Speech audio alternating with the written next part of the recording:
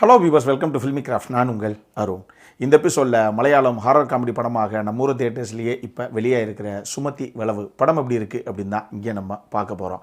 இந்த படத்தில் ஒரு கிராமம் ஒன்று காட்டப்படுது. அங்கே இருக்கக்கூடிய யாருமே 8 மணிக்கு மேலே வீட்டை விட்டு வெளியே வர்றதே கிடையாது. காரணம் என்னென்னா, அங்கே தான் உயிரே போனாலும் பரவாயில்ல, ஆனால் நமக்கு ஏதாவது ஒரு எமர்ஜென்சி அப்படின்னா அந்த ஊரில் இருக்கக்கூடிய சுமதி வளவு அப்படின்னு சொல்லி ஒரு ஹாண்டட் ஹேர்பின் பெண்டு ஒன்று இருக்குது.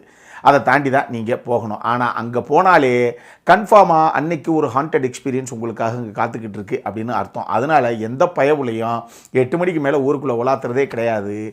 இப்படி ஒரு பக்கம் இருக்க, படத்தில் நம்ம கதாநாயகன் அவர் ஒரு 1ஆம் நம்பர் பயந்தாங்குழி. ஏதாவது ஒன்று அப்படின்னா கலண்டு போயிடும் அந்த ஆளுக்கு. அப்படி ஒரு நபர், அவருக்கு ஒரு காதல். ஒரு கட்டத்தில் கதாநாயகனுக்கும் அவரை சார்ந்தவங்களுக்கும் 8 மணிக்கு மேலே அந்த சுமதி வளவை கடந்து போகணும் அப்படிங்கிற ஒரு இக்கட்டான சூழ்நிலை ஒன்று கிரியேட் ஆகுது. இதுக்கப்புறம் இந்த கதையில் என்ன தான் நடந்தது, இதுதான் இந்த படத்துடைய மொத்த கதையை. இந்த படத்தை பொறுத்தளவுக்கு மம்முக்கா, லாலேட்டன், மணி சித்திரத்தாள் அப்படின்னு சொல்லி ஒரு சில நாஸ்டாலஜிக் விஷயங்களை, அந்த மாதிரி ஒரு ஃபீலை கொடுக்கக்கூடிய விஷயங்களை இவங்க ஒரு சில இடங்களில் ப்ளேஸ் பண்ணியிருக்காங்க. அது பார்க்குறதுக்கு ரொம்ப சூப்பராகவே இருந்தது இந்த படத்தில். இந்த படத்தில் முக்கியமான விஷயமே பெயர் மட்டும் இல்லை, அந்த சுமதி வளவு அப்படிங்கிற அந்த விஷயம் இருக்குது பாருங்கள், அந்த ஃபேக்டரு. அதை வச்சு தான் இந்த படத்தில் ஜம்ப்ஸ்கேர்ஸு அப்படி இப்படின்னு சொல்லி இவங்க ஒர்க் அவுட் பண்ணியிருக்க வாய்ப்பே இருக்குது. ஆனாலும் இவங்க பண்ணாங்களா பண்ணலையா அப்படிங்கிறத பின்னாடி நான் சொல்கிறேன். ஆனால் ஒரு சில விஷயங்களை, குறிப்பாக அந்த சுமதி வளவு அப்படிங்கிற அந்த மேட்ரை இவங்க போர்ட்ரே பண்ணுற அந்த இடத்துல எல்லாமே நம்ம ராட்சசன் படத்துடைய சினிமோட்டோகிராஃபர் PV சங்கர் தான் இந்த படத்துக்கும் சினிமோட்டோகிராஃபரு. அவர் அந்த சுமதி வளவுக்கு மேலே வச்சு அந்த டாப் ஆங்கிள் ஷாட்டு, அந்த டைமில் சவுண்ட் டிசைனிங் ஒர்க்கு பண்ண டீட்டெயிலான சவுண்டிங் ஒர்க்கு அப்படின்னு சொல்லி ஒரு சில விஷயங்களால் தான் அந்த சீனை, அந்த கர்வு, அந்த ஹேர்பின் பெண்டை காமிக்கும் போதெல்லாம் சும்மா அள்ளு விடுது தியேட்டரில் இந்த படத்தை நீங்கள் பார்க்கும்போது. அந்த மாதிரி ஒரு சில விஷயங்கள் இருக்குது. அதே நேரத்தில் ரஞ்சின் ராஜ் அவர் தான் படத்துடைய மியூசிக் டைரக்டர். அவருடைய பாடல்கள் நறுக்குன்னு 4 பாடல்களை வச்சுருந்தாப்பில் இந்த படத்தில் 2 பெப்பி நம்பரு, 2 மெலடி நம்பர்ஸ், 4 பாட்டுகளுமே நல்லா தான் இருந்துச்சு அப்படின்னு நான் சொல்லுவேன். இதில் அந்த மெலடி நம்பர்ஸ் ரொம்ப சூப்பராகவே இருந்தது.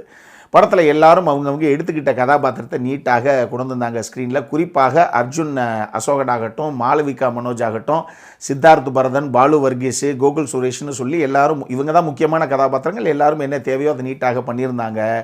சிவாதாவும் சரி, சைஜு குரூப்பும் சரி, 2 பேருமே இலவச இணைப்பு அப்படின்னு தான் சொல்லணும். சிவாதாவுக்கு அந்த ப்ரீ இன்ட்ரோல் சீக்வன்ஸில் ஒரு சீனு, படத்தில் ஆரம்பத்துலேருந்தே அங்கங்கே ஒரு 2-3 சீனில் தலையை காட்டினா கூட கிளைமேக்ஸில் அந்த கையை தூக்குறதுக்காகவே சைஜு குரூப்பை உள்ளே வச்சுருக்காங்க. அவங்களுக்கு பெருசாக 2 பேர்த்துக்கும் ஸ்கோப்பு கிடையாது. 2 பேருமே நல்ல ஆர்டிஸ்ட்டு. ஆனால் பெருசாக இவங்களை எங்கேயுமே யூட்டிலைஸ் பண்ணல இந்த டீமை. இந்த படத்தை பொறுத்தளவுக்கு எங்க சுமதி வளவுன்னு இந்த பேரை வச்சாங்கல்ல, சோறு வைக்கணுமா இல்லையா அப்படிங்கிற கதையாக அந்த சுமதி வளவுங்கிற விஷயத்தை இன்னும் ஃபர்தராக நிறைய எக்ஸ்ப்ளோர் பண்ணியிருந்தாங்க அப்படின்னா அந்த படத்தில் எக்ஸ்ட்ரானரியாக ஜம்ப்ஸ்கேர்ஸை கிரியேட் பண்ணுறதுக்கான ஸ்கோப்பு அவ்வளோ வந்திருக்கும். இன்ஃபேக்ட் இந்த படத்துலையுமே ப்ரீ இன்ட்ரோவில் ஒரு சீக்வன்ஸு, கிளைமேக்ஸில் ஒரு சீக்வன்ஸு அப்படின்னு சொல்லி அந்த வளவில் நடக்கிற மாதிரி 2 சம்பவங்கள் சித்தரிக்கப்பட்டிருக்கு. இருந்தும் அந்த ப்ரீ இன்ட்ரோல் சீக்வன்ஸில் இவங்க பண்ண CGI VFX ஒர்க்கு எங்கேயுமே பெருசாக ஒட்டாமல் போனதுனாலேயே நமக்கு என்னவோ அந்த பயம் அப்படிங்கிறது பெருசாக வரவே கிடையாது. அந்த ப்ரீ இன்ட்ரோல் சீக்வன்ஸில் ரைட்டிங்லேயும் இந்த டீம் பெருசாக கோட்டை விட்டுருச்சு. நமக்கு இப்படி ஒரு சம்பவம் நான் சொன்ன கதைக்களத்தை வச்சே உங்களுக்கு புரியும். ஐயோ, இதை தாண்டி என்ன பண்ண போகிறாங்களோ, நைட்டு போய் இங்கே மாட்டிக்கிட்டாங்கன்னா அப்படிங்கிற அந்த பதபதைப்பு, அந்த பயம் இதெல்லாம் இருக்கணும் இல்லையா, எதுவுமே நமக்கு சுத்தமாக இல்லை. ஈவன் இந்த படத்தில் 2 கதாபாத்திரங்கள் ஒரு தருணத்தில் தற்கொலை பண்ணி இறந்து போயிடுது அப்படின்னு காமிக்கிறாங்க. ஆனால் படம் பார்க்குற ஆடியன்ஸான நமக்கே இது எங்கே தற்கொலை, இந்த இதே அப்படின்னு நமக்கு தெளிவாக தெரியுது யார் இந்த சம்பவத்தை பண்ணியிருப்பா அப்படின்னு. ஆனால் அதைத்தான் பின்னாடி பிற்பகுதியில் அது ஒரு ட்விஸ்ட்டாக காமிக்கிறாங்களாமா, இதுதான் அது அப்படின்னு. ஏப்பா, இதுதான் அரை மணி நேரத்துக்கு முன்னாடி படம் பார்க்கும்போது எங்களுக்கு தெரியுமே அப்படிங்கிற ஒரு நிலைமையில தான் நம்ம இருக்கிறோம். அந்த அளவுக்கு தான் ரைட்டிங் அப்படிங்கிறது இந்த படத்தில் இருக்குது.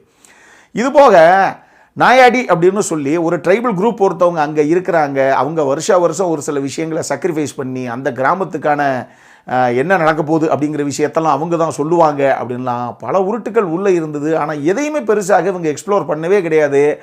ஆரம்பத்தில் சும்மா ஒரு ஹிண்ட்டு கொடுத்ததோடு சரி, பின்னாடி எதையுமே பெருசாக இவங்க எக்ஸ்ப்ளோர் பண்ணலை. இப்படி நம்ம எதிர்பார்த்த விஷயங்கள் தான் நடக்குது. நம்ம எதிர்பார்க்காத எந்த ஒரு சம்பவம் பெருசாக உள்ளே இல்லை. அப்படிங்கிறதுனாலேயே 2.5 மணி நேரம் மட்டுமே ஓடுற இந்த படம் ஒரு 3-3.5 மணி நேரம் ஓடுமா.